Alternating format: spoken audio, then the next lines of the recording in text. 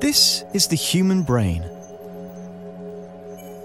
By monitoring its activity, we aim to find out if the visceral experience of flying in a fighter jet could ever be matched by a Porsche. Our volunteer test subject is Jeroen.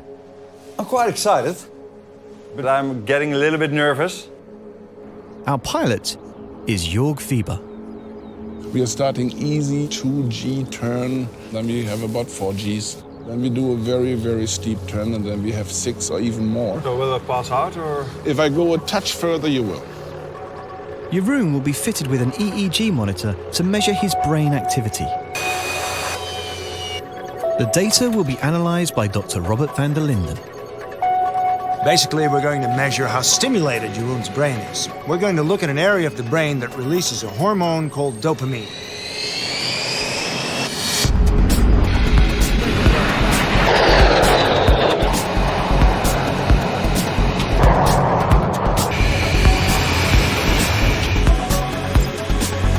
That was a little 2.5G pushing. Just tell me when we're taking a curve.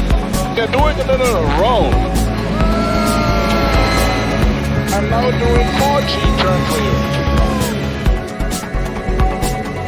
Now make a steep left turn. For testing a high-speed low pass.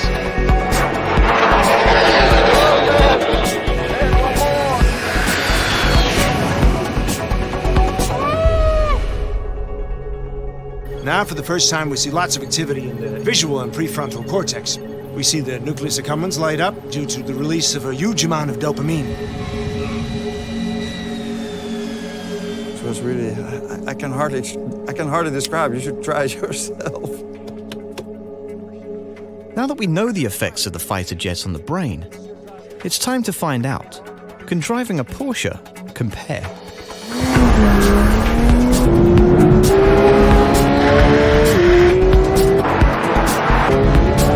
Start is very similar to the takeoff in the jet.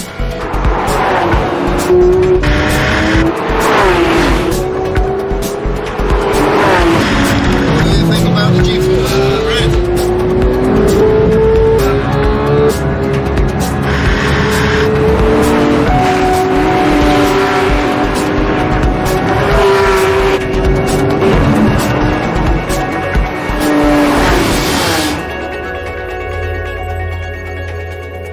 Let's look at the results.